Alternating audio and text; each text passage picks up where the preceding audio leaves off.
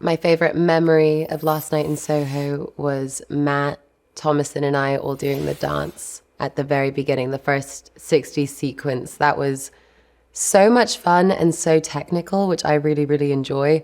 But also because most of it's in camera, any time that we're not on screen, one of us was running behind the camera like a loon. And it was just so much fun to actually be there and see that side of it. I almost prefer the behind the scenes to the actual shot, which says something, I think. It was wonderful because you get so inspired by the people that you work with. And especially every time, you know, if you work the way that I do and you're doing so many different movies, every time you meet somebody new, you learn something more about your craft. And I definitely learned from Tomo and Matt. And then we all just liked each other so much. So that helped on the night shoots. We were doing night shoots for a long time, and that was really helpful.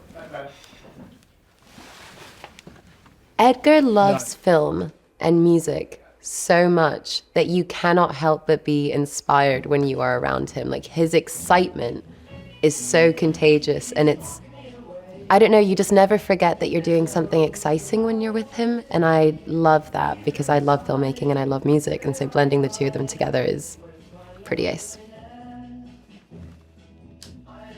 Filming at nighttime in Soho in London is such an experience. The characters that you see, it's pretty wild. But what was also really funny is you're going to work and you're seeing your friends going out for the weekend and you're just like, what's real? What isn't real? Where am I? But it was so much fun also because I spent a lot of time in Soho in London, and because of our filming schedule, we got to find out all about these little alleyways and these shortcuts and stuff. So I now feel like I'm a secret spy of London Soho. Music plays a huge role in our movie, but it does in every single one of Edgar's movies. You know, he really is a fan, which is something that we connected on a lot. But I think the music really anchors you into the time and place. It helps you understand Eloise's obsession with the 60s. It kind of paints a very glamorous picture.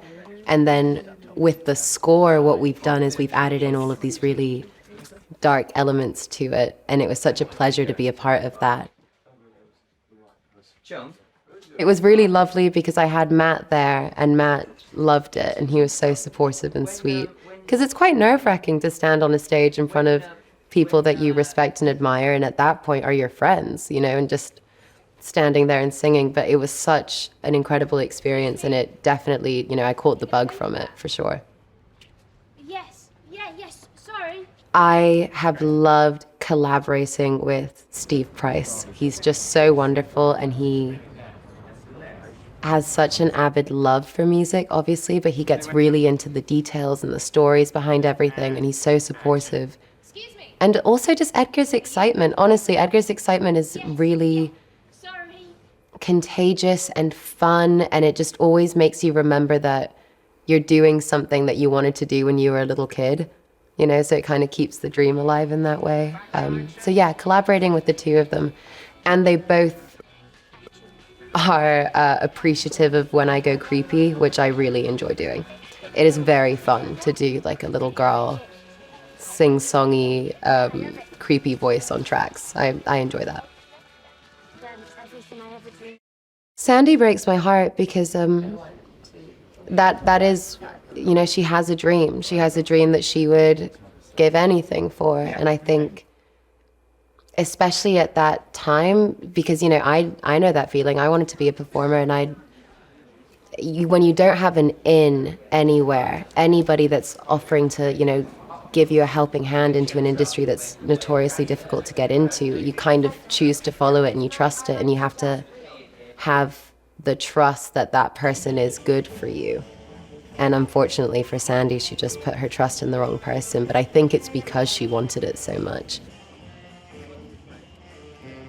One of the things that made us all so excited about the film from the beginning is how much of it Edgar wanted to be practical. So rather than, of course there's VFX in the movie, but whenever we could do it for real, we did it for real. And so there are shots of you know, a camera coming through a mirror and you think it's me, but it's actually Thomasin, and I'm running around behind and we're figuring it out that way. And that was so much fun because you just had a real sense of teamwork, because so many little things had to go right in order to pull a move like that off. And then when you go back and you watch it on the monitor and you're just like, oh, like, I mean, I remember that there was a scene, I mean, it's pretty much all of them, but anytime we nailed it, like, I don't know, I'm waiting behind a pillar and Matt's walking with Thomasin and then we swap hands and it's seamless. That felt so good. So, yeah, I'm really proud of the practical effects of the movie.